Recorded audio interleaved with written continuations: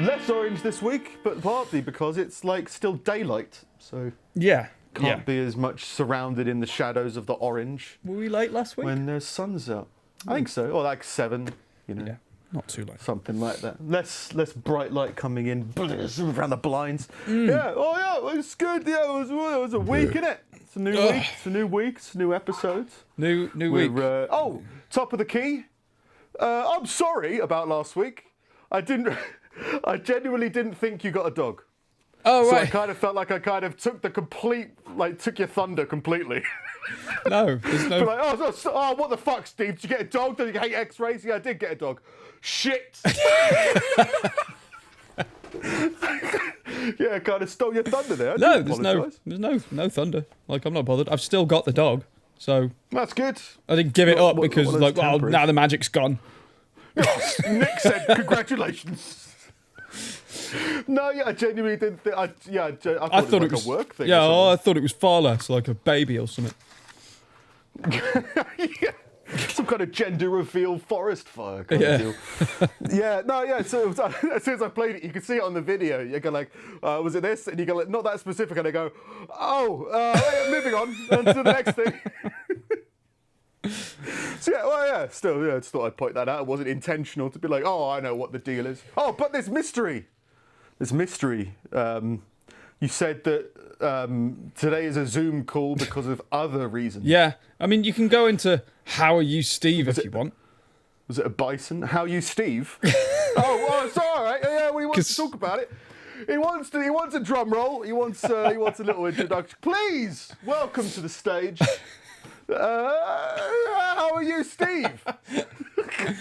Mate, this week is a challenge, to say the least. Okay. So we went out for that meal, and right. to spite us for that, a few days later we both got a text saying that someone you've been in contact with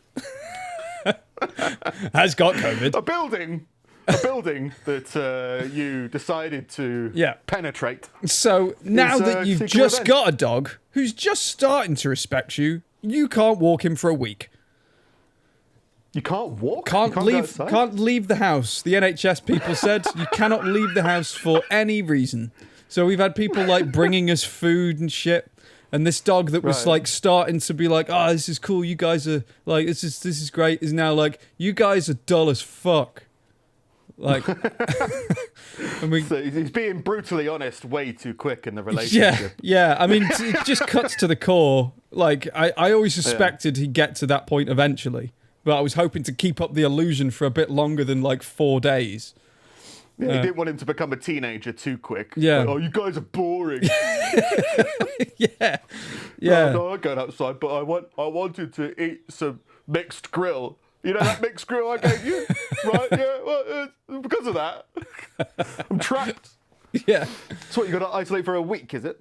Today's the last day, so it's 10 days in total. It's 10 days, but it's 10 days from the day that you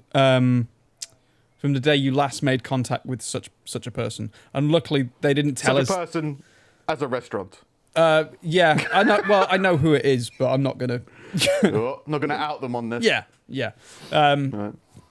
So like, by the time we found out, we were already like 5 days in. So it's only been sort of like 5 days stuck in the house, but 5 days stuck in the house with a 9-month-old dog that just wants to run and walk, like, and it's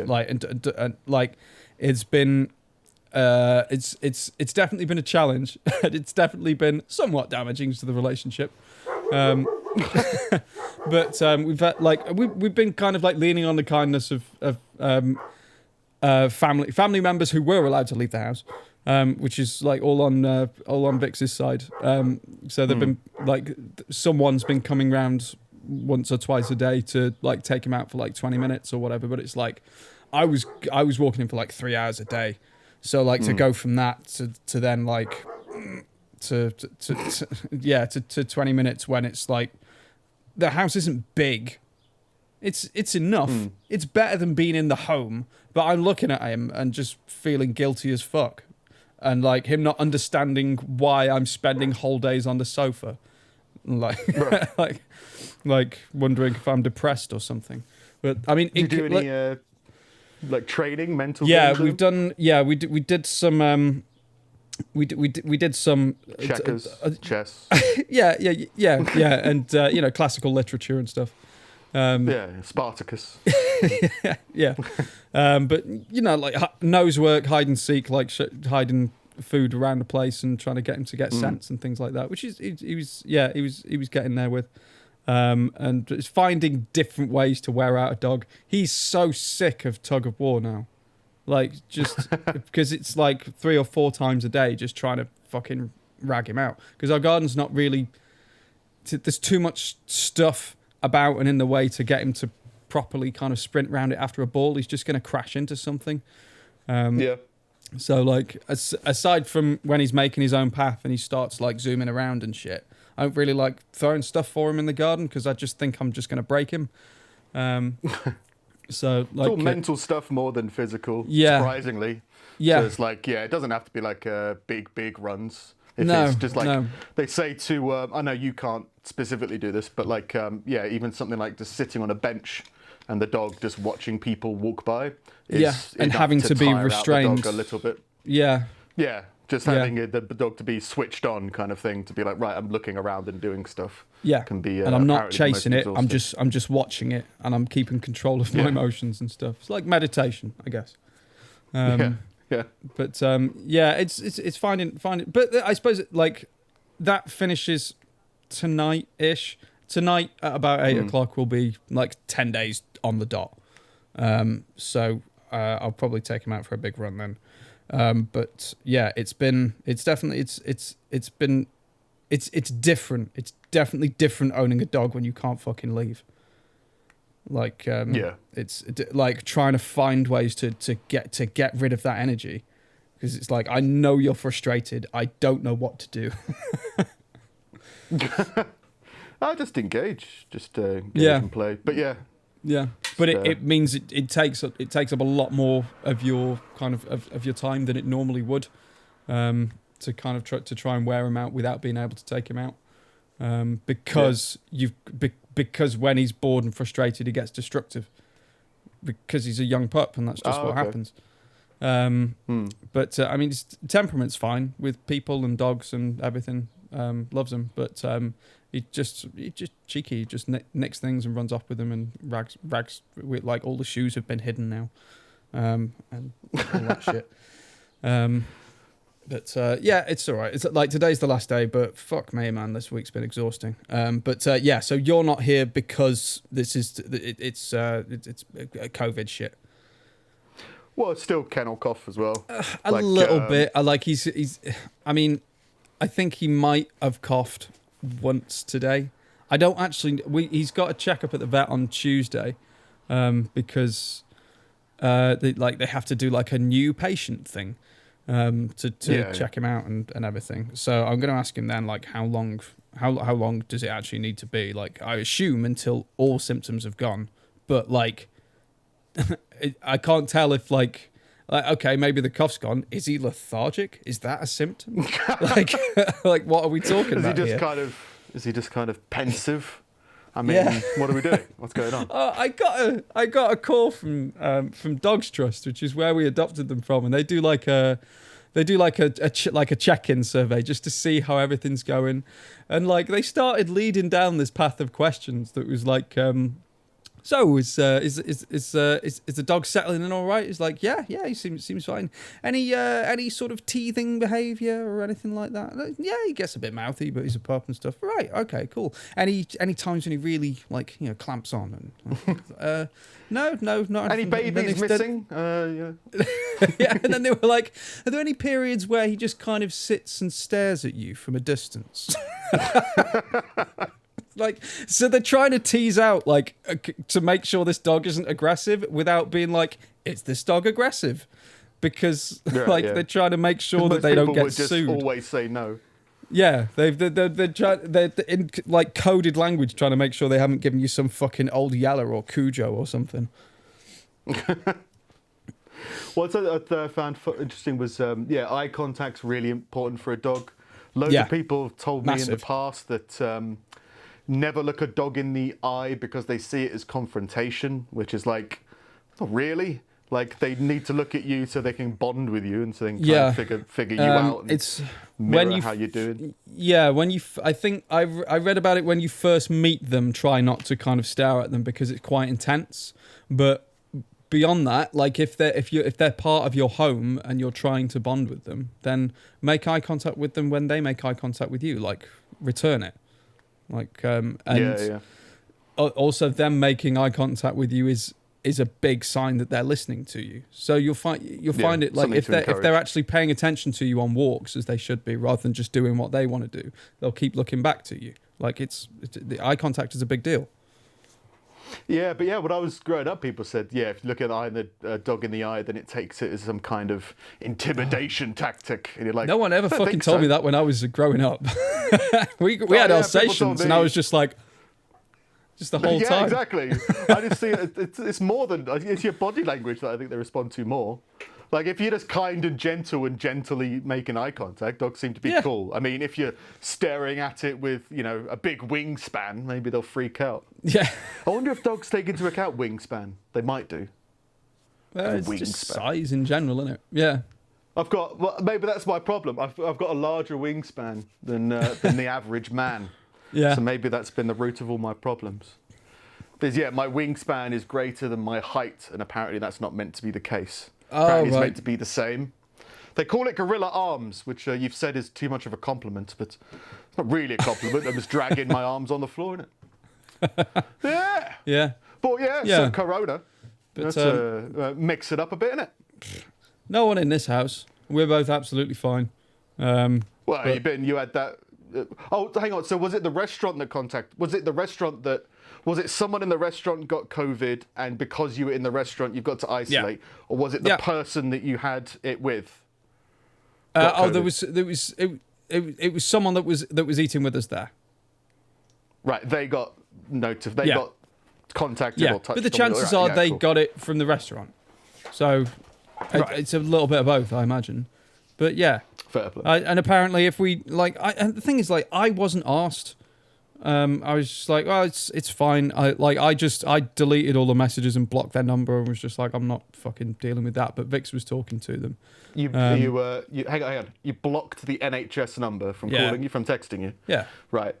I thought that's safe, isn't it? Yeah, probably wise, isn't it? No, because they've just got this. I don't want to even be notified that you're trying to help my health. Leave me alone. I didn't block 999. Yeah, but 999 is doesn't it? Emergency text. Look out! They don't need to talk to me. The thing, I was more pissed off that they had my number in the first place because I didn't give it to them.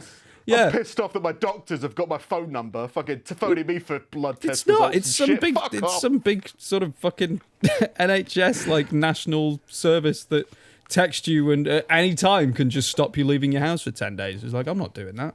But they got it from the doctors, mate. It's not you got it from he said his phone number out loud in Tesco's once. Well, that's what fucked me off. Is the reason they got it is because whoever got the thing handed over the details of fucking everybody that they were with.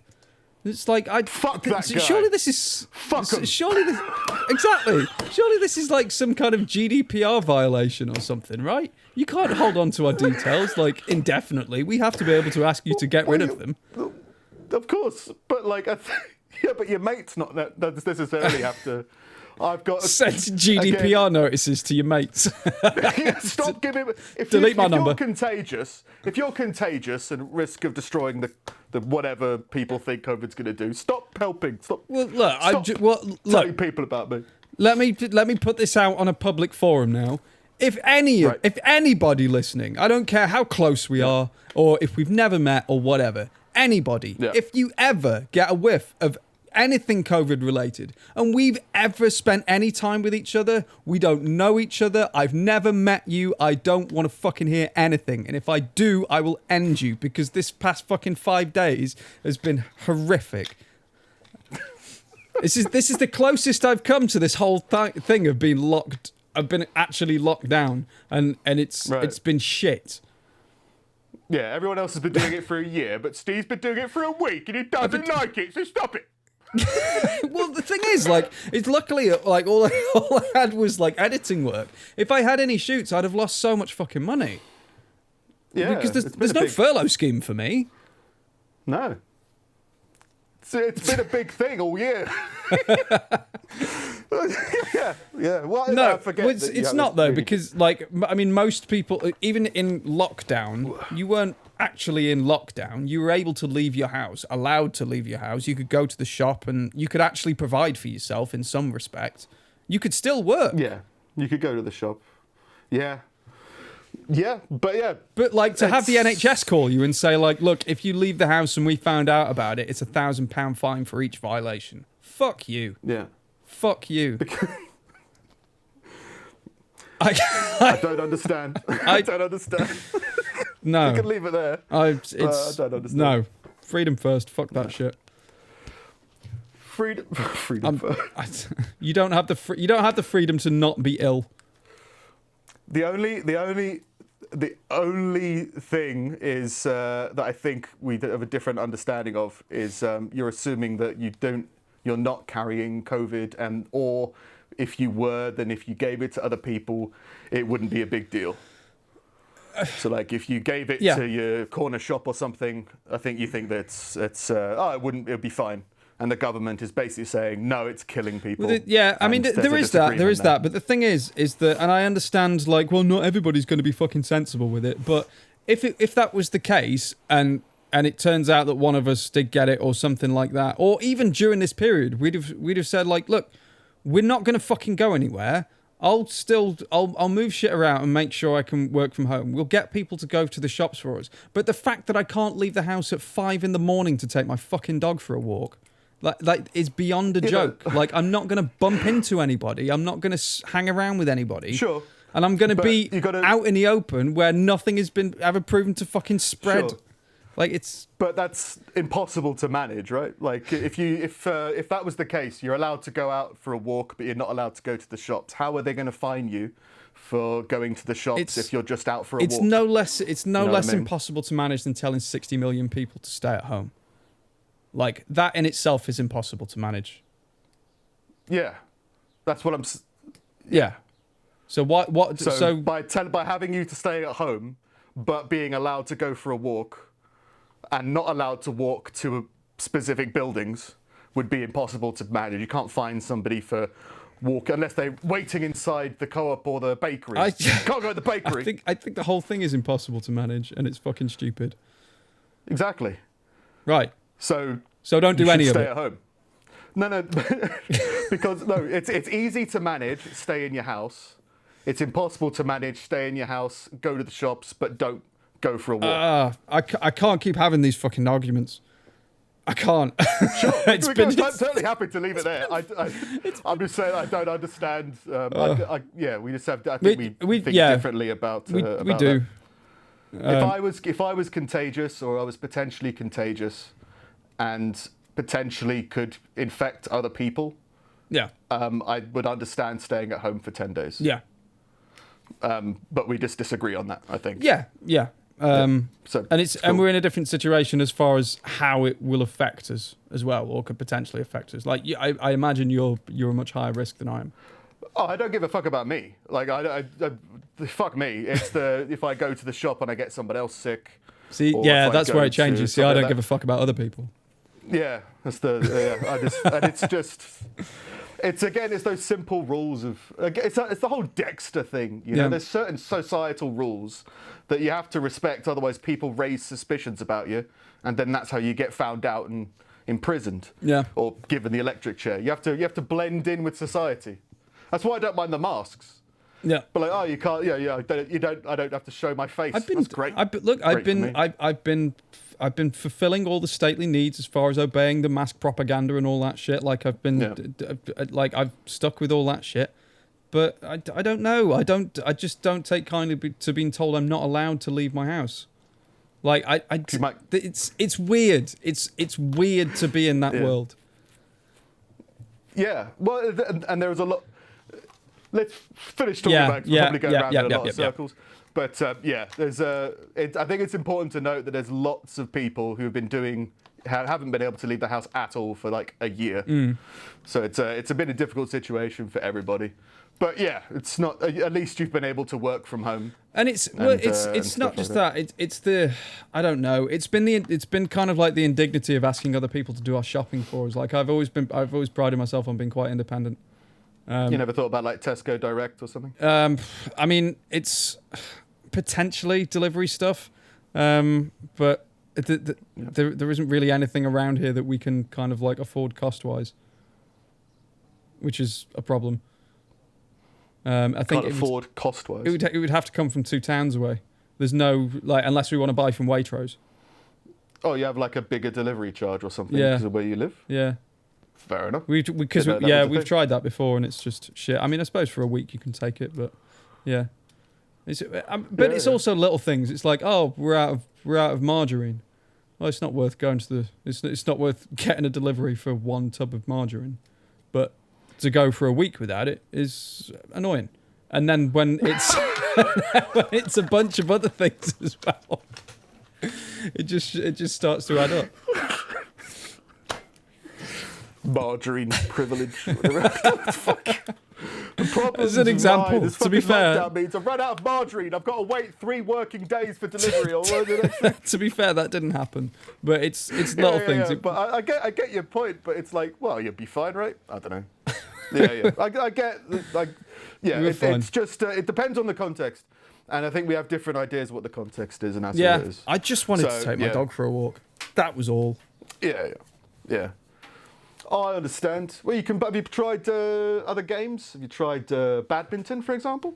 Badminton sounds like an Olympic sport. No, we bought him a paddling pool. We were like, oh, he'll dig that. Because he likes going in the river and shit. But the paddling pool, he couldn't give a fuck about. Yeah. Weird. Yeah, well, it's... when it's I've got a paddling pool for Honey when it gets really, really hot. And then I have to get in it with her. And even then, she won't, like, lay down in it. Yeah. She'll just like sit in it and be like, what are we doing here? Yeah, but the river is like well up for. I don't know whether it's a breed thing.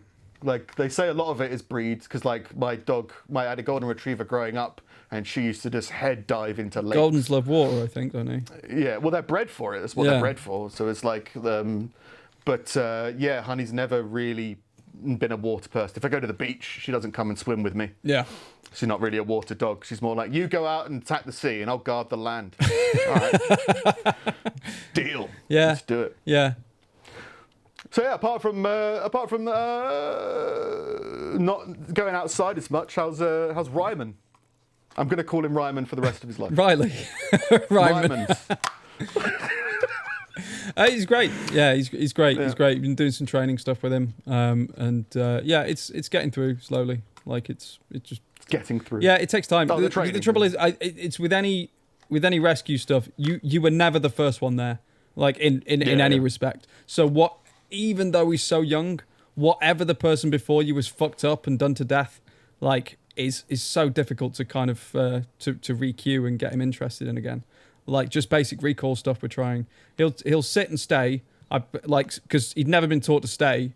I managed to. I got that through to him pretty quickly. But the stuff that he had before, like just recall, like come in when you ask him to and stuff, it's not solid. Like it's barely there if there's any kind of distraction.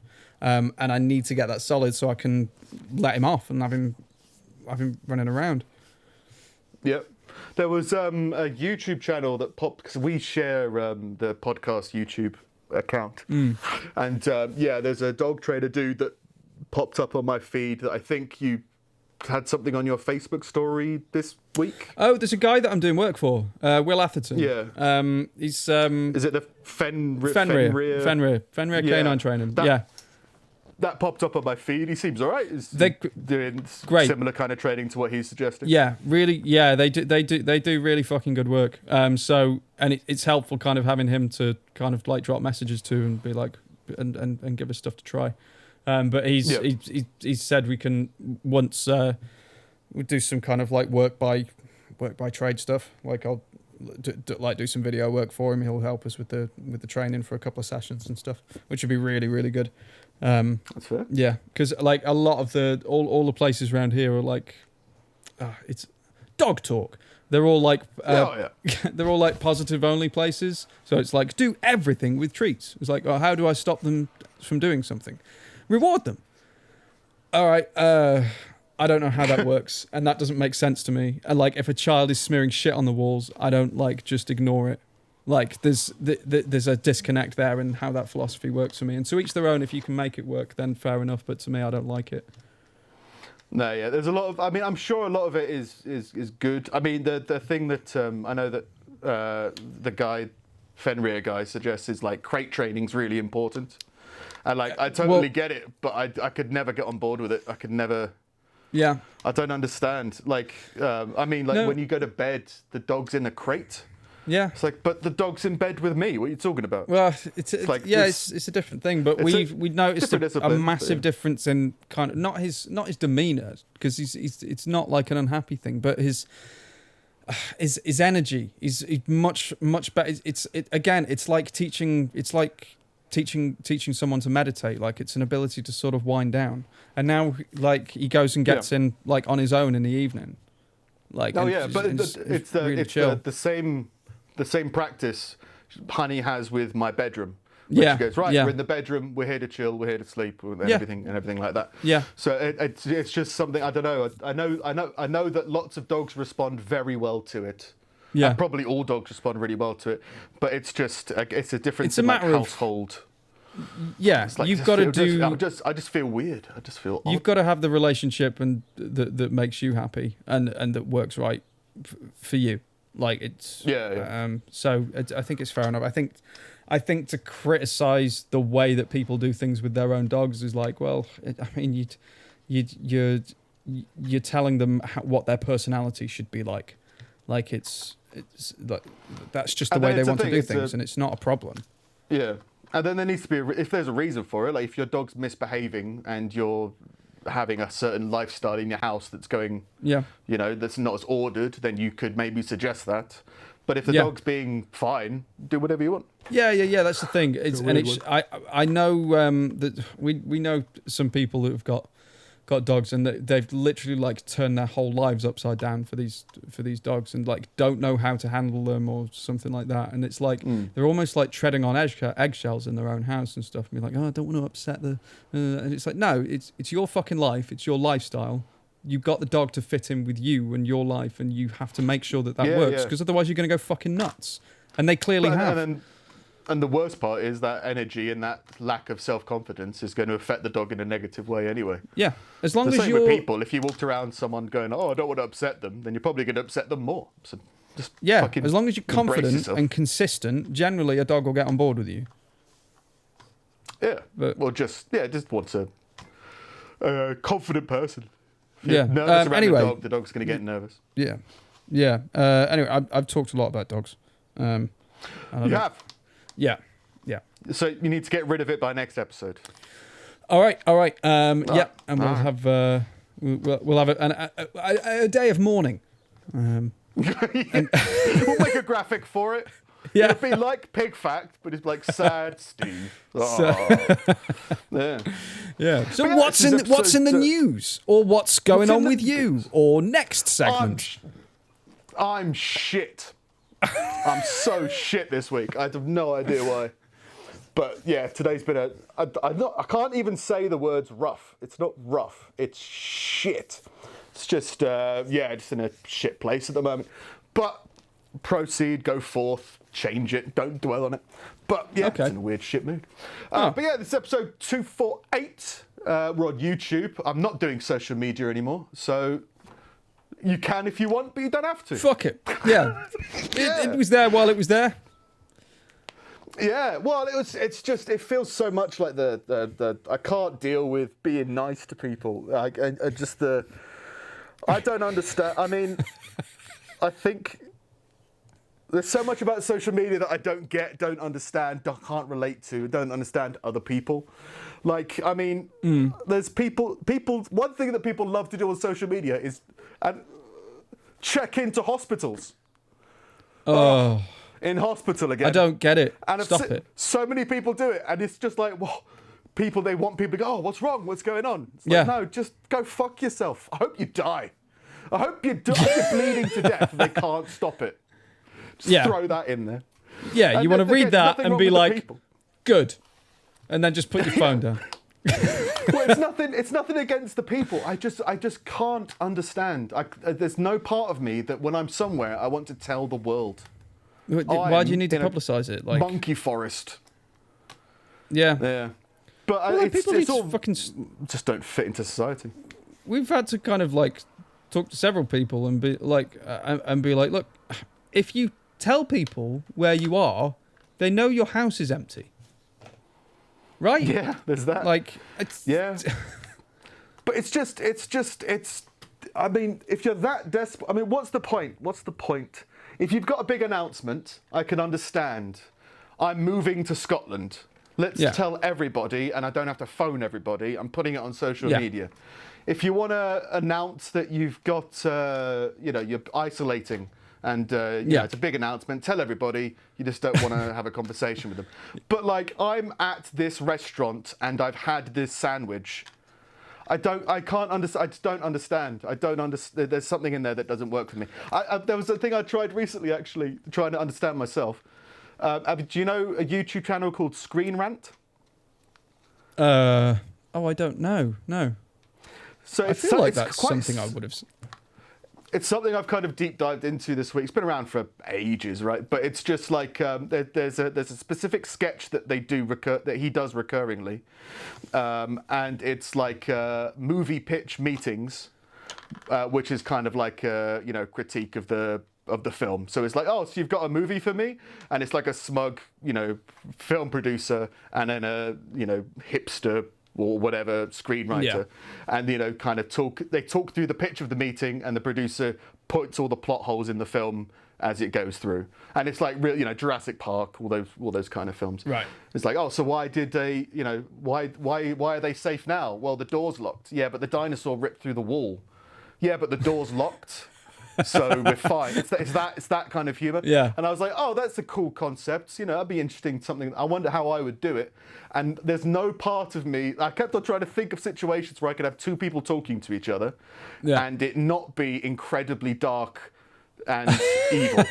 Like, I tried to think, because it's like a smug, idiot, light-hearted sketch, and I'm like, there's everything that I would do. I can't think of anything where it wouldn't end with with a sledgehammer or an axe.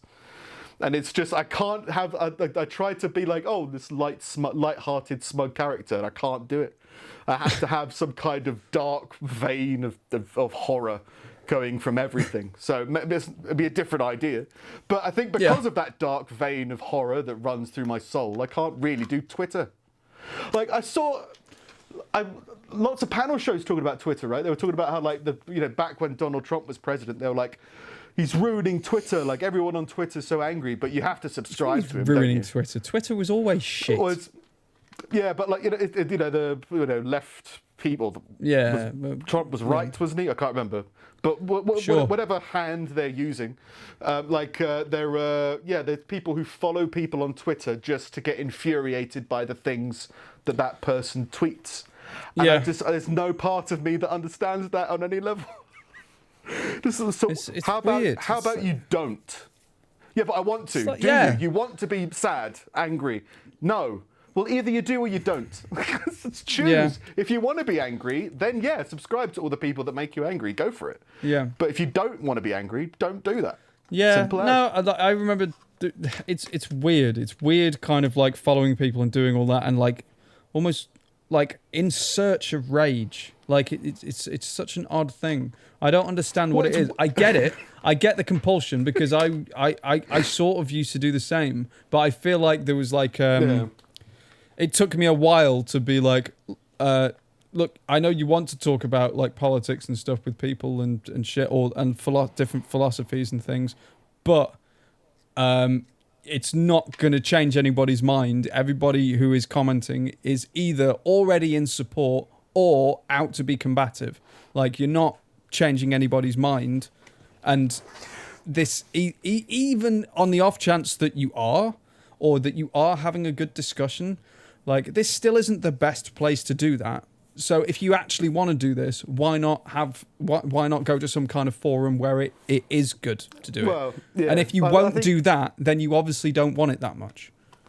Well, it's not an intellectual thing. I think there's no. It's disguised as that, as you say. And I think it is just people trying to look for something to make them angry, which brings back to the dark vein of horror that runs through my soul. I don't need anybody to try and make me angry. I can become angry. I can summon anger easily. Very quickly. Not that I'm quick-tempered. It's just I know myself. If I want to be angry, because anger can be a very useful tool.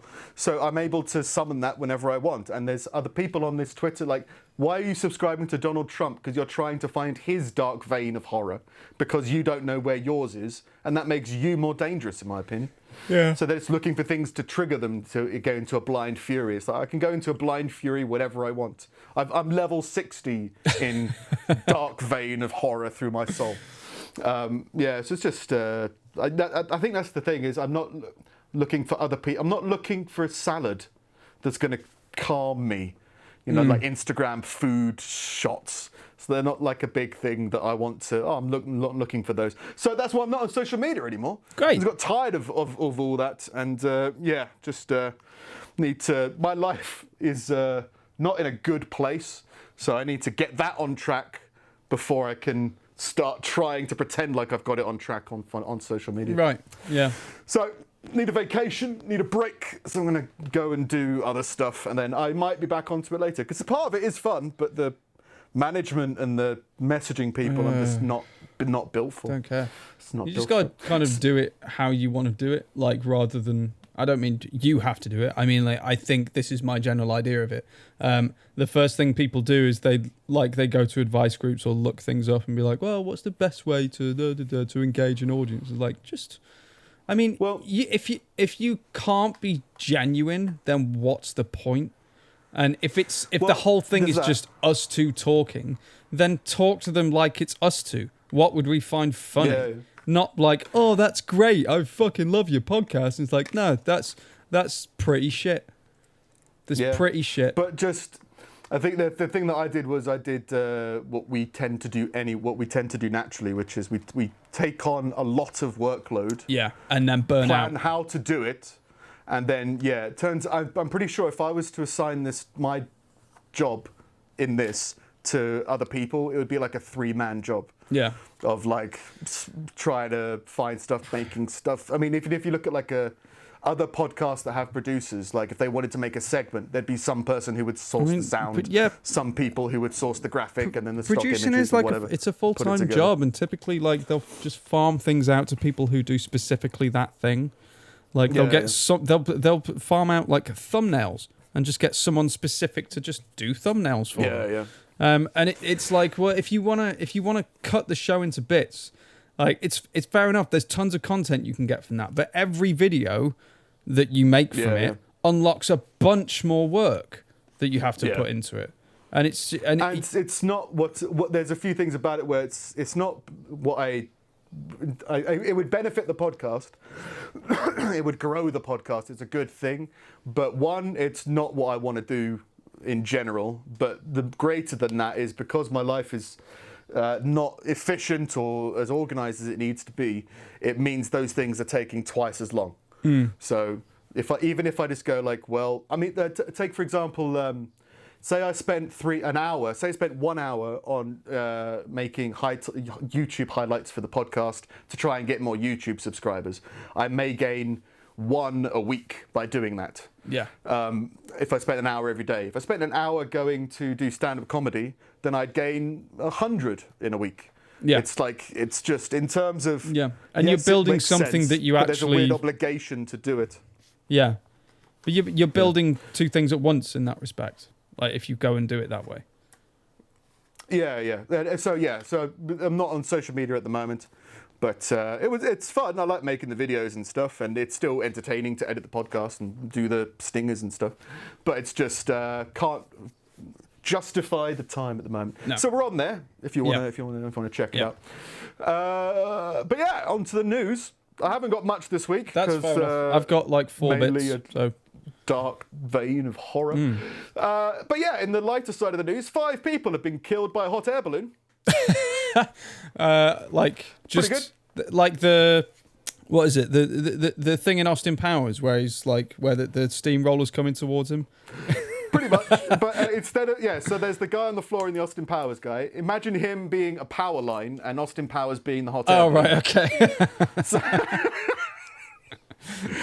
yeah, 5 people have been killed after a hot air balloon hit a power line in Albuquerque in New Mexico. Albuquerque. The basket the passengers were riding in detached from the balloon and crashed. Detached from the balloon because of electricity. Don't introduce electricity into the balloon community or just fuck off. Detached.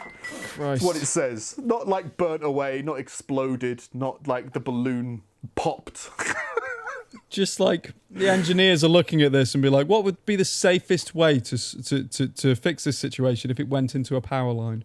Crumple zones and stuff like that. Like, no, you just eject. How do you eject from an air balloon? If you go up, you go into the fire. Oh, right. Let's eject down. Drop. Yeah, just.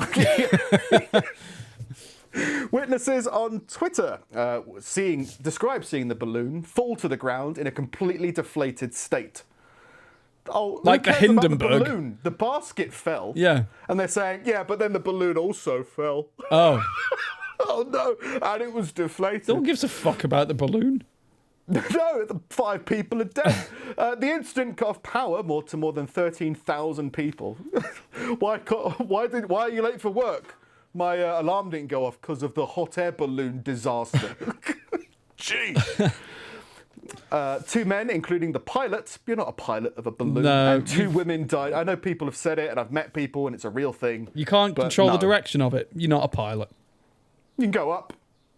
That's about it. Is up a direction? Pilot. Can you do a barrel roll? No, you fucking can't.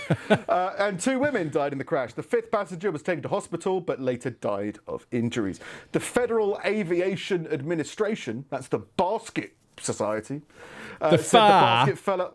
Said the basket fell 100 feet, 30 meters, and crashed on the street before catching fire. It's a basket. It's like those Hollywood the crashes where the cars go off the cliff. Yeah, it's just completely just a basket. I mean, admittedly, it's got like a flamethrower on it, right? Hot air balloon. Yeah. So I'm assuming they're saying that fell with the basket and then just erupted into sparked. Yeah. Caused a massive explosion. Not completely unbelievable, but it's not. You didn't. When you think of a balloon crash, you don't think of fire, but I guess it kind of goes together. Think of just crumpled wicker. Joshua Perez was in the area when he heard the crash. He rushed to the scene with another man and helped turn off the propane tank. Right. It erupted into flame. Didn't I say that? Catching fire. Okay, didn't it? Right. So there's probably there was probably just like jet coming out of the whatever flamethrower balloons have, and it was just kind of spouting out, so they turned it off. Cool. But to see a balloon go down like this is heartbreaking, the witness said. Who cares about the balloon? I understand they're probably not talking about the balloon.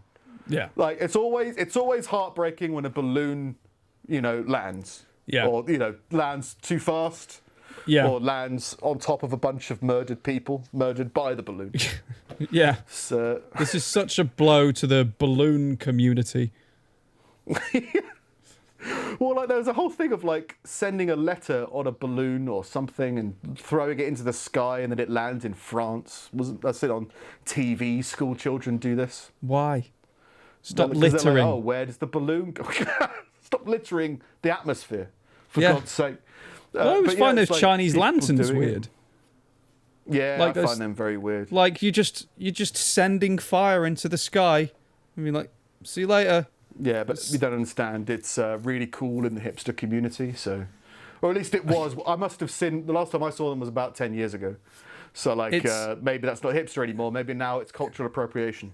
So, it's a very dangerous form of littering. Like you're just propelling like flaming paper into the sky. At some point, it'll either burn up or it'll just fall down somewhere. Well, there's that, but there's also like I like fire. I want to be closer to fire. Oh, yeah. Don't send fire away. Yeah, come back. You just sat there watching fire break up with you. Essentially, it's like, this This is painful. And I get it. When there's tons of them in the sky, it's really pretty and all that shit. But then it's like, well, now it's raining fire on somebody. What is it though? I mean, like people say the same about fireworks. I've never been charmed by fireworks. Oh, you know what I mean? charmed. Yeah, you know. Yeah, like people say, isn't it wondrous? Isn't it like enthralling? It's like I've just seen like bang, ooh, bang. Yeah, That went bang, that did. I quite like I don't know, fireworks. maybe I've got no soul. I like fireworks. I just don't find them charming. I don't find them romancing. Okay. Okay? I thought you'd be Deal with into it. fireworks. It's like organised, what was it, choreographed explosives. Like, Well, it's just. in theory, that sounds very it's the you. lack of ambition. It's what? Sorry. In theory, that sounds very you. What? That I start off on a great ascent, then I kind of explode and completely give up and die. Like my social media career, I did loads of shit for a month and then oh god, it's all But it gone. was a very memorable display. Oh yeah, for sure. You just that's the thing. I think it's just like it's the climax and then there's the nothing. It's like, oh, Yeah. never really got it. And I've been to lots of fireworks shows. Maybe the novelty of fireworks has gone off. Who Yeah. knows? What about sparklers? You like So good. sparklers? Having a No. bit of no.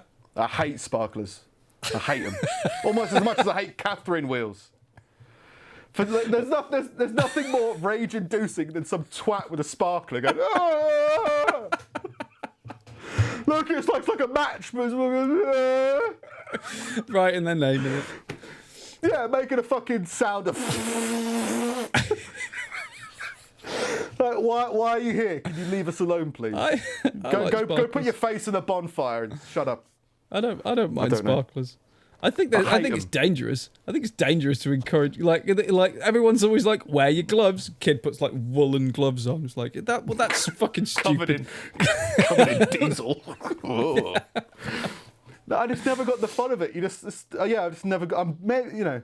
I don't know. I need more imagination, and there's not much imagination with the sparkler. Same with the Catherine wheel. Catherine wheels can fuck off.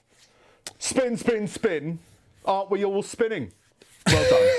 We didn't. There's no. we We didn't get much with Catherine wheels. I think we had one year, but we didn't really have anything to nail them to. You had nothing to nail. You got trees in your garden, didn't you? I guess maybe suppose. it's not safe to put a Catherine wheel in a tree. Oh, you know, just shoot all those sparks up into the leaves. Yeah. But Yeah. fine. I tell you what I do Yeah, like in about autumn. fireworks is, I like the idea of the fireworks engineers, like the people organising the event.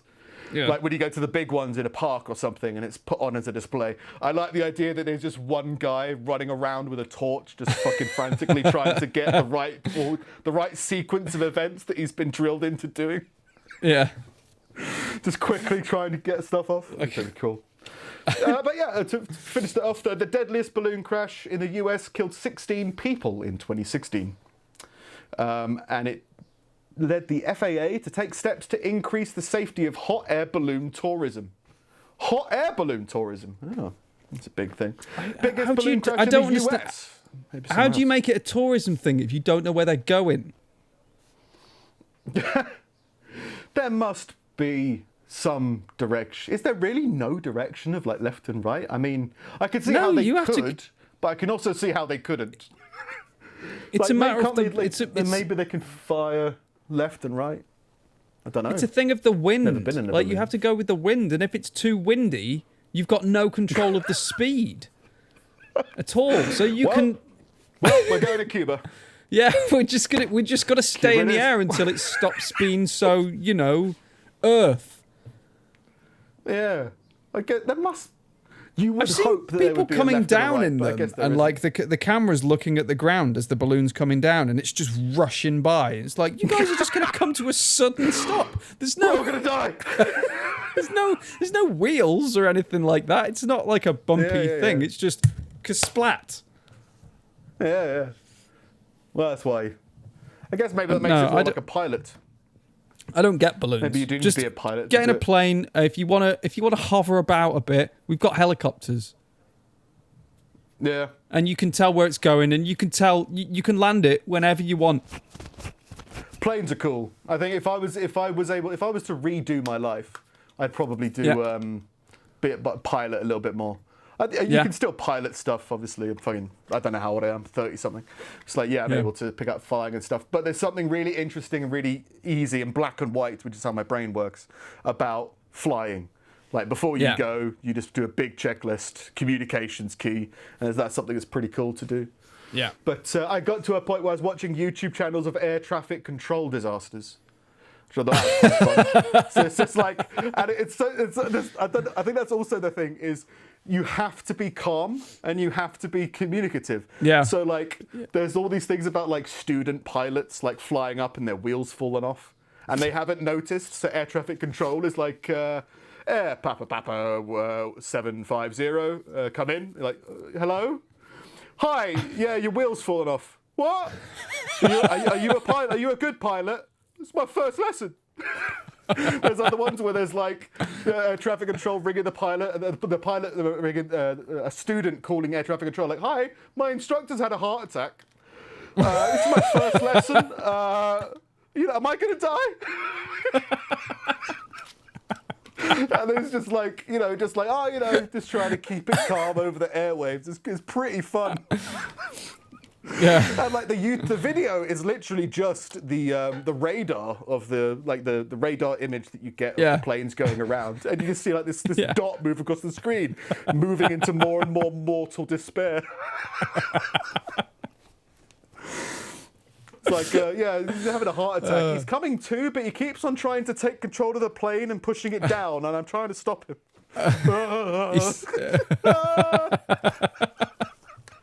Air traffic control is meant to be like a really stressful job, isn't it? Yeah, and watching those videos, I totally understand. Because, there's... there was one where, two planes had similar names, and she told one of them to take off. The other one misheard, so they were taking off towards each other. Just think of the stress of that. If you don't see that dot moving on that screen, then, 500 people are dead. Oh, AP77, not AB77. Sorry, my that's bad. Literally what it was. And then she had to deal with the air traffic controller woman, had to deal with the people complaining afterwards. She said, "No, you said you said AB, not AP. Like, shut up. There's 500 planes to deal with at the same time. Shut up. Get to the back of the queue and wait." So I find them pretty funny, but it's something cool about flying. So planes, helicopters as well, sure. Although planes seem more interesting to me. And other news, a dog breeder who supplied spaniels to the rich and famous was shot dead by her estranged husband after she left him for another man. Now, there's a couple of things here. One, dog breeder to the rich and famous, only selling spaniels. Sounds like a very bad business model, but one that I'm assuming they just pay you more money because you're their breeder. It's a weird thing to me that you breed dogs purely for Instagram influencers, or I think in this case it was royalty. Some English royalty. Well, it's like some English royalty. It's like those Princess Anne, I think. Those rappers that sell white shirts for $1,000. It's like, but it's got his name on it. It's like that, but with dogs, and you're selling them to people you know are going to neglect them because they're the princess of a country, and this is just a dog. Yeah. Although apparently the Queen loves her corgis. Apparently that's a thing. Yeah. Oh, yeah. Very much a dog person. Dog queen. Yeah, she plays fetch with rubies or something. I don't know. Debbie Zurich, 56, was shot twice in the back by John Zurich, 67, at their home on Exmoor in Somerset before he turned the shotgun on himself. A friend of the couple, Lizzie Murphy, who accompanied Miss Zurich when she returned to her cottage to collect possessions and 2 dogs, gave a 130-page account to police of what happened. Is that helpful, do you think? No. I've written a novel. This will stop my husband killing me. No, this is like the witness, a friend of the victim wrote a 130-page account of what happened. What? And it's like, can you just sum it up in a fucking tweet? This is what Twitter was made for. Yeah, 130 pages. But it's helpful, but I think it's just also detrimental. Double-spaced at least. Yeah, massive font, I guess. Murphy said Miss Zurich was a strong and dynamic person, while her husband was sensitive, fragile, and depressed. It's weird. So I don't understand what she's saying, but there's also but he did get a gun and murder somebody, so he can't be that fragile, right? No. No, he's got to be, sensitive. Very sure, sensitive. depressed, I mean, he shot himself, so... Yeah, he felt guilty about it. And in the past would drink up to 3 bottles of wine a night. Wow. Is that a lot? I don't know. I mean... They say 1 bottle a night is too much. Yeah. You shouldn't drink 3 a night, really. What's that? It's like... well, it depends on the percentage, but let's say average 9 units a bottle. 9 units a bottle. So that's nearly 30 units a night. That's a lot. I don't know. That's a lot. So 2.5 units is... But he's 67. About 2.2 units a pint for an average beer. So what's that? Yeah, that's like 12 pints or something like that. That's quite a lot.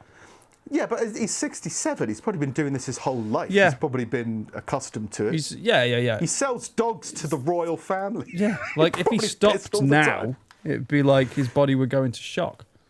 Yeah. He's very sensitive. He drinks 3 bottles of wine a night.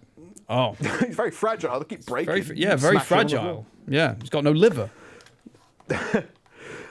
Murphy said he would be verbally abusive to his wife, but not physically violent. Well, Murphy, you're full of shit. He shot her in the back with a shotgun. Guns aren't physically violent. No, it's more of a metaphorical type of in wound. I mean, it happens so fast. You can be like, I didn't touch her. Nope. Yeah. Never touched her. In December 2019, Miss Zurich left her husband. Murphy said she'd begun a relationship with another man in Ireland. Murphy said Mr. Zurich seemed okay. Well, he wasn't. Nope. On New Year's Eve, Mr. Zurich began to drink, and an inquest was told, and he started to badmouth his wife. Okay. It's not a very sensitive thing to do. 130 pages. Not very fragile. What if they disagreed with him? He's got a lot of confidence to start bad-mouthing people around town. Yeah. On 5th of February, 2 months later, 17 days before the killing, he was stopped for drink driving, and the police took away 9 of his guns. I thought you were going to say dogs. Well, how bad is your drunk driving that you've got 9 guns to be taken away? I guess maybe they got to take from his house, not his car. Are you drink driving? Give me your guns. That's a weird 9. response. Yeah. How about give me your keys? I guess, does that make sense? If you're caught driving under the influence, I guess that's proof that you're not responsibly drinking, so you shouldn't have guns. Well, yeah, I think that's but a then logical it's step. That makes sense. I guess, but it's also well, if he's not driving responsibly, he won't shoot responsibly. Is there a responsible way to shoot somebody? It's in proper self-defense, I guess. But it's shooting someone in self-defense isn't legal in this country. Not legal, but it's responsible. You can shoot to hunt, and I think that's pretty much it. And even then, it's heavily But hunting people for sport is too responsible. There's a step too far towards the greater good. Is hunting people for sport fragile? It's not sensitive. Yeah. Let's tell you that much. Miss Zurich travelled back. Police took away 9 of his guns, as well as his wife's guns, and revoked his weapons licence.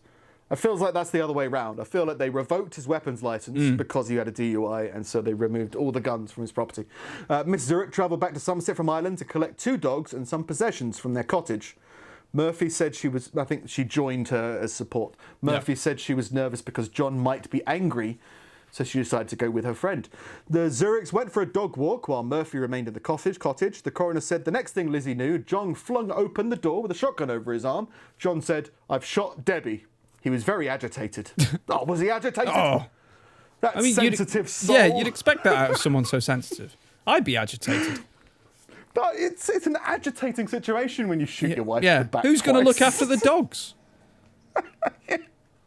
Zurich locked Murphy in an outbuilding. He told Murphy that his wife had betrayed him and broken his heart. He said, "Please tell everyone I'm sorry. If I can't have her, no one can." It's such a buzzy phrase. If I can't have her, no one can. Yeah. Or no one else can. I've never felt that way. I've never been possessive of anybody. No, it's that whole. I mean, if they don't want to be with you, then they're not worth your time, right? Well, if you can't, I mean, even if take the dogs, for example, right?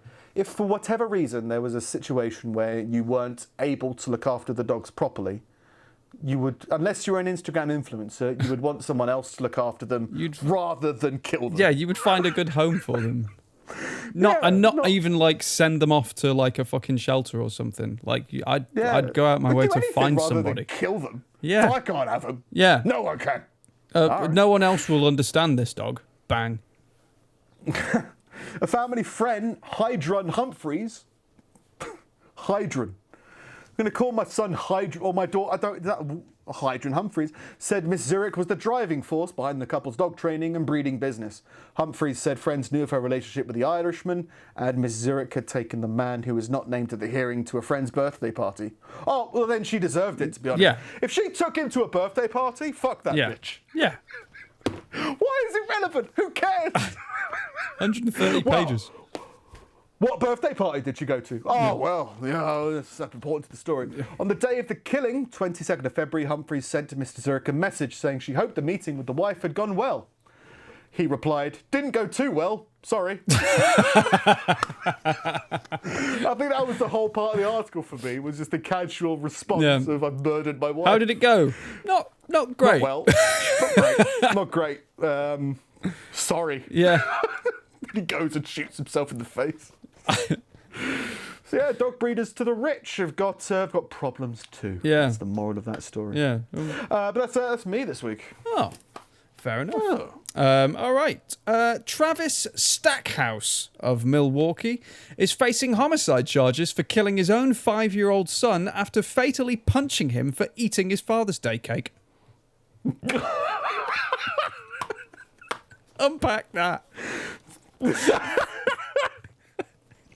Well, no, it's weird, right? Because it's complicated. Yeah. It's a very moral grey area. Oh yeah. If I were, now in my imagination this works. I'm pretty sure in reality it'd be very different. But in my imagination, if I was at a party, a birthday party or a Father's Day party, and the kid ate some of the cake and the father turned around and full on smashed this kid in the face. Like full on proper smashed this kid in the face. That's fucking hilarious. This guy loves his cake and he loves respect. My cake. I'll have the first cake bit, okay? I've had some cake. Oh, smash. I wanted the bit with the face on it. So that's without the kid dying. That's just a full-on grown-up man punching a child in the face because of cake. That's fucking hilarious. In reality, I'm pretty sure it would be incredibly horrific. But in my imagination, it's fucking great. No, I'm pretty sure if the dad didn't react to anything and just got back to his cake or got back to his day while the child was dead on the floor, that's still great. That's still great. Child's caretakers reported he'd fallen down the stairs, but police did not believe the injuries were consistent. Oh wait, sorry. I thought he punched him so hard in the face he fell down the stairs. But no, that's not what you're saying. They claimed he fell down the stairs. Okay. An autopsy revealed he suffered blunt force trauma to the abdomen, and his death was ruled a homicide. The abdomen? I thought he was punched in the face.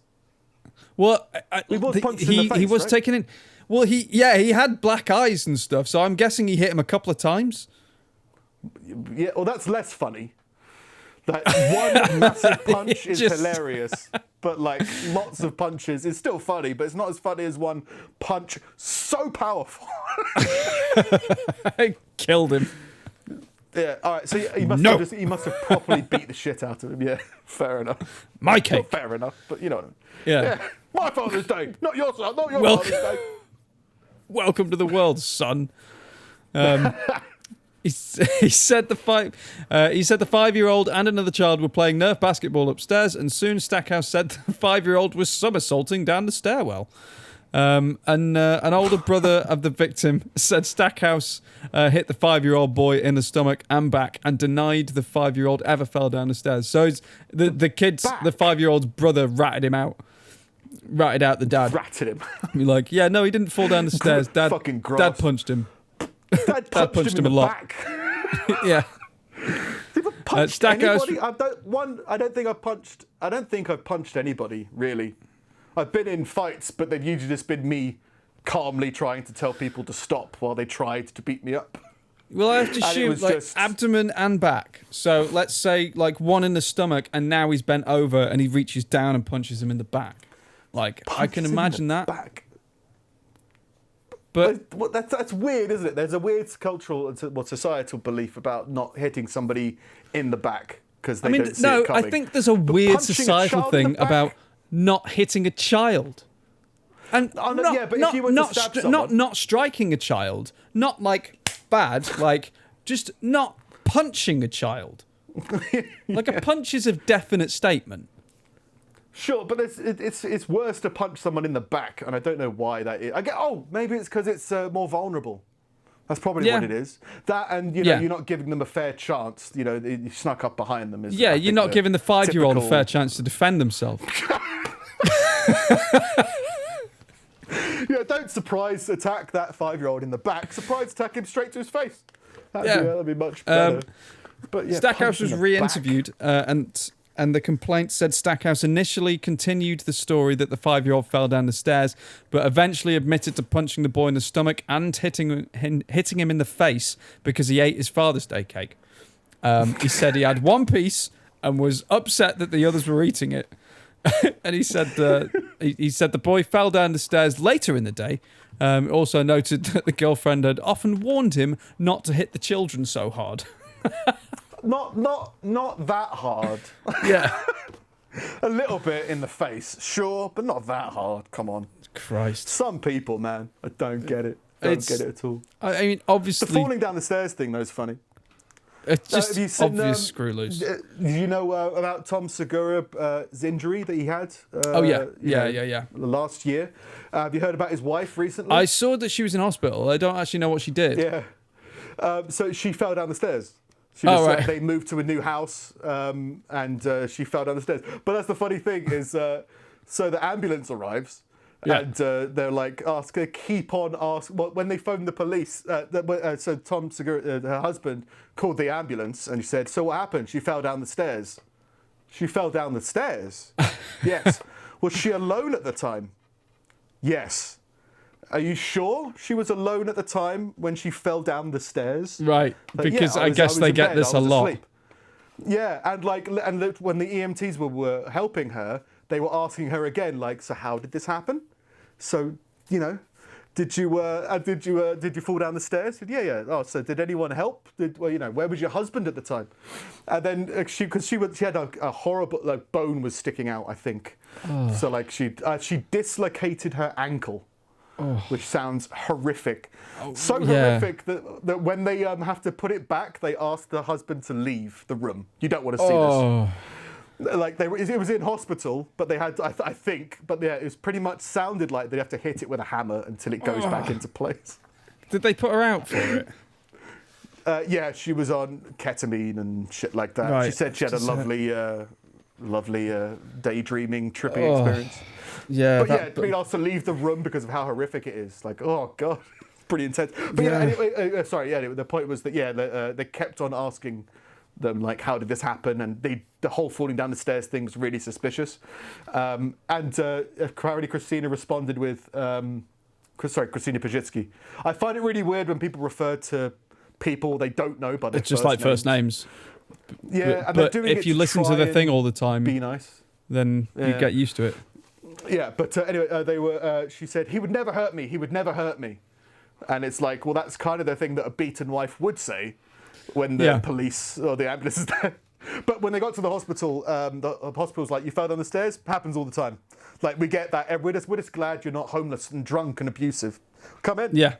But yeah, so falling down the stairs is always a fun thing. Oh. But yeah, so that child had it coming, I guess. Punched in the face. Yeah. Happy Father's Day, Dad. Can I have some cake? Yeah. No. Not my cake. Yeah, I only got one. He's dead. Yeah. Don't hit them not so much, not as hard, not that hard, not so much that they keep on killing the children. I don't believe in this. You should never lay your finger. It's like, no, just clip them around the ear. Like, just like, but don't beat them. Sure. Like, but yeah, I'm not a parent. Well, I'm not a parent, but I'm pretty sure I know not to, like, full punch my child in the abdomen as hard as I can. Well, I think Louis C. Sorry. Sorry, went down the wrong pipe. No worries, dude. I think Louis C.K. said it best. He said that if you want to teach your kids not to do something, if you beat them, they will understand, but it's the laziest form of parenting in the world. Like, it takes much more effort, but it's much better for the child if you actually explain and sit down and talk to them and, you know, get a communication going. Yeah. Yeah, so like people just get it where they go, well, I'm just going to hit them and they won't do it again. Like, no, they won't. Like, if you say something is wrong, if you say something is wrong, you should be able to demonstrate in some way why. Like, in a way that the kid will get. That's mainly why they kids want to have a conversation with their parents, I'm assuming, if the parents are good parents. So it's just like you just want to have a sit down and chat. And a proper conversation where it's properly, the whole don't do it because I said so is probably the same thing, but just less intense than punching them in the face. Yeah. Just because I said, no, I know better. Like, okay, that's cool. But again, that's lazy. You need to explain why you know. You need to explain the better knowledge that you have to your child. Yeah. Yeah. Yeah. Happy Father's Day. Happy Father's Day. In other news, 25-year-old Iraqi chef Issa Ismail met a tragic end at a wedding he was catering this week when he fell into a vat of chicken soup. Death by soup. Yeah. I guess it makes sense, right? You would make soup for a wedding in a large container. It's like 400 to 600 people. Like, you'd make one big thing of soup. And he fell in and suffered third-degree burns over 70% of his body. Why would you have it open? You want to keep the flavour inside. Well, you've got to open it to stir it. I guess you'd stand next to it on a ladder or something. Well, it's not the 1850s. They probably have some kind of metal motor inside that keeps it stirring, right? Yeah, but it's also like I think we would, because we don't really give a fuck about tradition and the way things are done. But like, this is in Iraq. this is in Iraq, so it's like, I imagine traditionally the chef dies in the soup. This is Ishmael soup, chicken and Ishmael. And the grieving tears of his children. Yeah. It's just, every wedding we get an Ishmael, we get some guy to sacrifice himself to the soup. Yeah. No, yeah, sure, but I mean, it's easy to fall into a vat of burning, boiling liquid. It's like that 6 Feet Under thing, where a guy fell in a bread mixer. Yeah. And it's just like a big, blender. The guy just got ripped to shreds. But with soup. Yeah. Chicken soup for the soul. Chicken soup for the grieving. I never assumed that phrase was like as a trade. Like, you can have chicken soup, but you trade your soul. Yeah, it's a sacrifice. Yeah. It's for a wedding. It's a big event. Everyone loves a sacrifice. There's a quote on here from one of his relatives.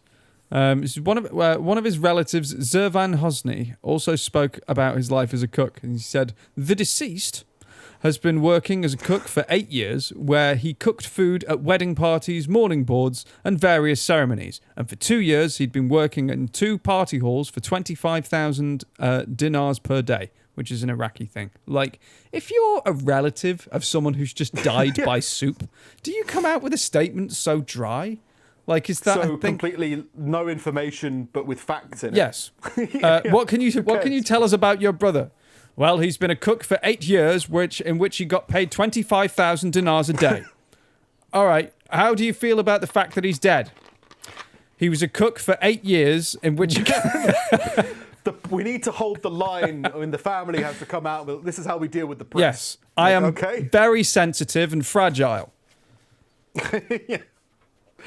Yeah. Well, it's It's a statement. Maybe they were pressed. Just don't give a statement. And then he said, hopefully his children will be taken care of now that their father is gone.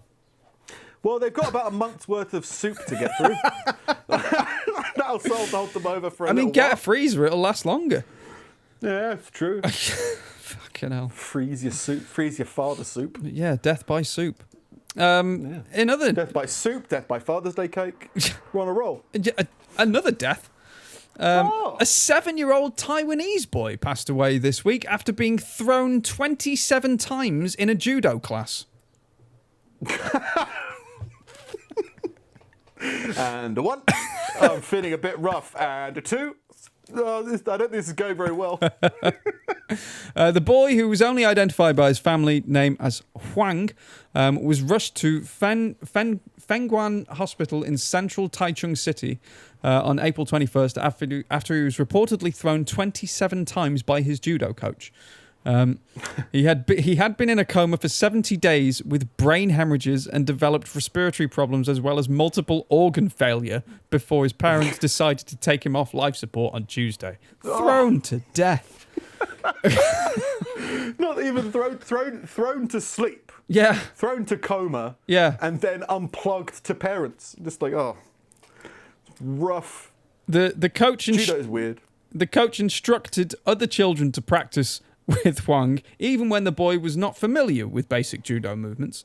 And he started to use several throwing techniques on the child after he said the coach is a big idiot, according to the statement. So it's another bloke that's just like sensitive and fragile. The boy complained of a bad headache, but Ho proceeded to throw him a dozen more times that caused him to vomit. The coach did not stop until Huang collapsed unconscious on the floor, prosecutors said. The boy's uncle reportedly attended the class but failed to stop the coach. I'm sure he knows what he's doing. He must know what he's doing. Yeah. I mean, he's throwing him a lot. He's vomiting now. He's with the other dads. He's like, did yours vomit? Yeah. Yeah. It's part of the thing. It's like when you get horse, you gotta break them in.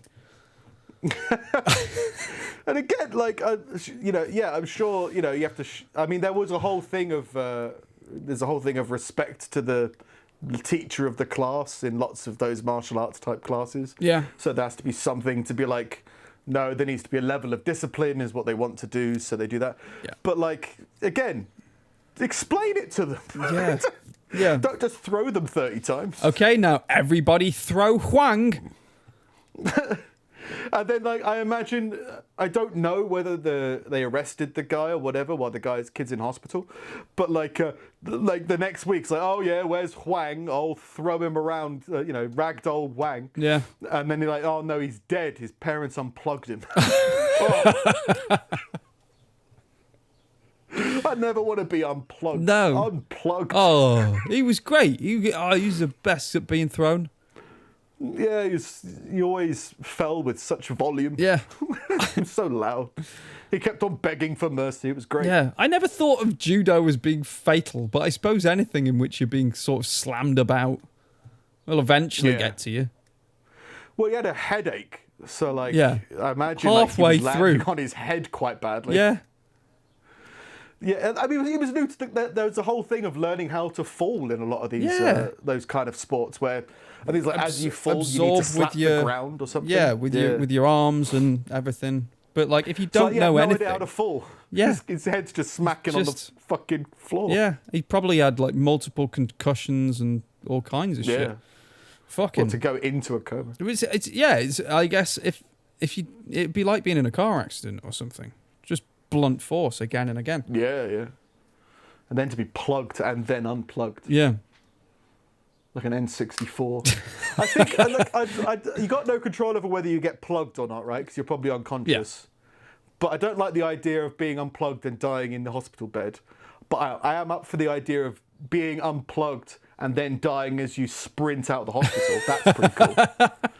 That's the way to do it. What were you plugged into that said that? I imagine, because if you're being unplugged... You've got like a delay. Yeah, if you're being unplugged, it's because you're unconscious. Yeah, but like you got to go out with like a massive smash up of shit, right? So like even if like they unplug you and you're with your last breath, you just like run into the next room and jump out the window or something. That'd be great. Yeah. Yeah. And finally, lighter news now. All the world's birds have been replaced by surveillance drones, according to the Birds Aren't Real movement.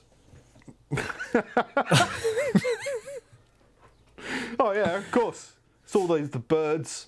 Yeah. It's what magpies are meant to be lucky or unlucky, depending on their collection. What? We don't believe in birds. What are you called? Birds aren't real. All right. Yeah, we did have a previous name, but as soon as they found out that we thought birds weren't real, they left. So we thought we're just going to be up front. Just put it on Front Street. Birds aren't get it real. right there, and now membership through the roof. Yeah, well, at least it's more honest. Birds aren't. People who really believe that birds aren't real. Yeah, it's all good. And it's more of a strong statement than birds probably aren't real. So, we're just really going to stick by our convictions. As part of an upcoming documentary, the movement has been holding and filming rallies and gatherings across the country. What makes me think that? I think the evidence is all around us. Birds sit on power lines. We believe they're charging. And we believe that that bird poop on cars is liquid tracking apparatus, said Peter McKindo, the leader of the movement, who told a local news outlet on Friday.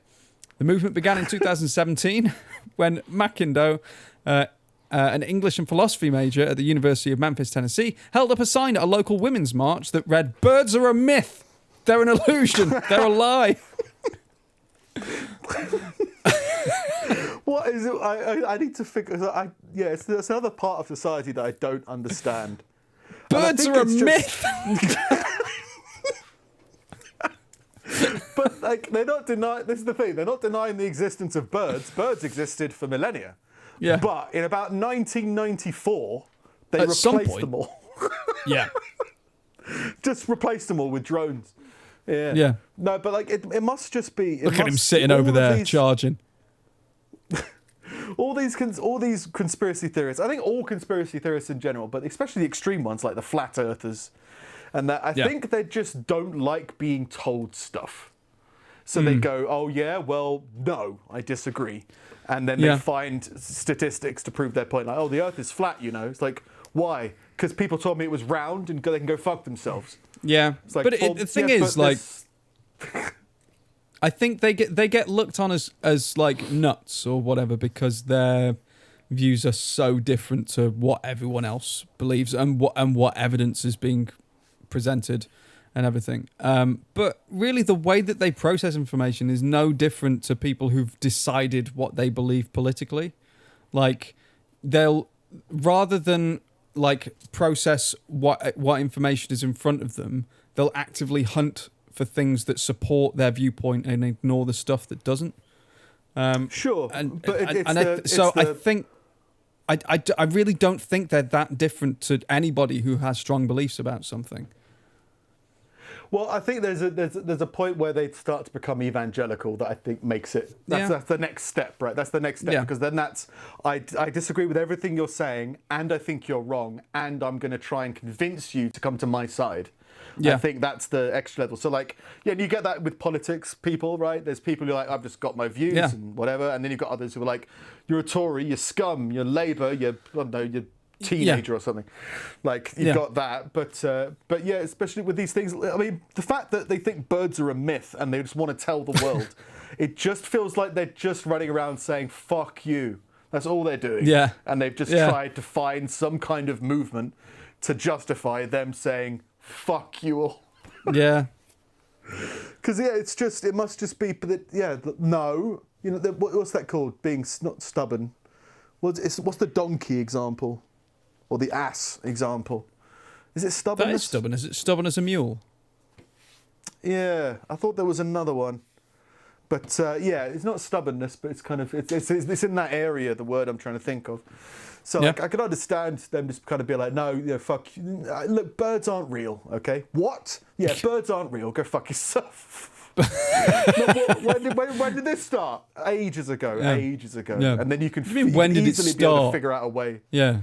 It's always been. I was on a march last week. I was telling the march last week that birds weren't real. Yeah, Why'd you they do that? believe me. Just wanted to get out. Yeah. Yeah. And you just go, as soon as you just go, why? Just why? How? Any conspiracy involves so many people that I don't think it could ever work. I mean, name a real. There must have been real conspiracies, right? There must have been. There must have been a conspiracy where lots and lots of people conspired to get something done to an entire. Let's just leave it to a country. The UK birds aren't real. Let's leave it at that, right? Yeah. I don't think there's been anything. There must have been something like that where they were trying to keep information from an entire country. Maybe that's something to look into. Yeah. Not gonna. Maybe it is. Yeah. North Korea. Probably Maybe. something over there.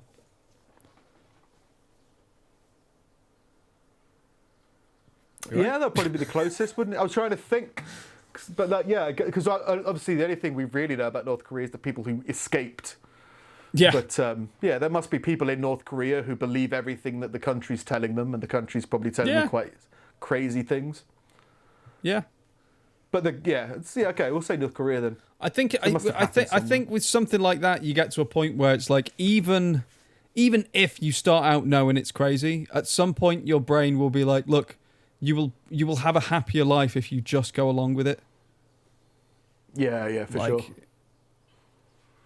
There's loads of people like that. I don't like those people, but that's what they do. No. But at the same time, I think we live somewhere where it's quite easy to kind of disagree with people and for that to be okay. Oh yeah. But there's a whole other personal thing going on there, I think, about if you see I took it to the if you see something evil, you should intervene thing. And there's some people who are like, I just don't want to get involved. I just, I just want to have. At the same time, I want to have my Father's Day cake and punch my son. There's a lot. There's a lot of people who for years have gone like, oh well, if it was World War II and I was back there while the Nazis were going through the street, I'd have been different. I'd have stood up and you wouldn't. No, you wouldn't. And more recently, there's been a massive rise in anti-Semitism. Didn't see anybody sticking up for the fucking Jews. Not many people, and the ones that were generally not only shunned by people, but by the fucking media as a whole, while there were people marching through the streets of London saying that Jews should have their children raped and have their wives beheaded and stuff. No, I didn't see anything. I didn't see any of these people. March nowadays, get vetted by anybody. I didn't see any of these people rape the babies. All right, fucking hell. Didn't see any of these people coming out to defend Jews at that point because it was pro Palestine. Well, I can't be. If I defend the Jews, then I'll be anti-Palestine. No, I don't want to be anti-Palestine, so fuck the Jews. It's so you are exactly the person that we always assumed you were, and the one that you've always said you weren't. It's not just them. It's all people. Vacant. I think, given the situation, most people during the war or whatever wouldn't have stopped the Nazis. That's not how it works. No, well, yeah, it's a whole Jordan Peterson thing. It's just about you were in that society, and the reason that it was successful is because the society was brainwashed in such a way, culture was a certain way that eventually it kind of occurred. It wasn't like they were, wasn't like people. I mean, people didn't even know about concentration camps until after we invaded Germany. Yeah. So it's or Poland. Was it Poland? I think Poland was the first concentration camp they found. I can't remember.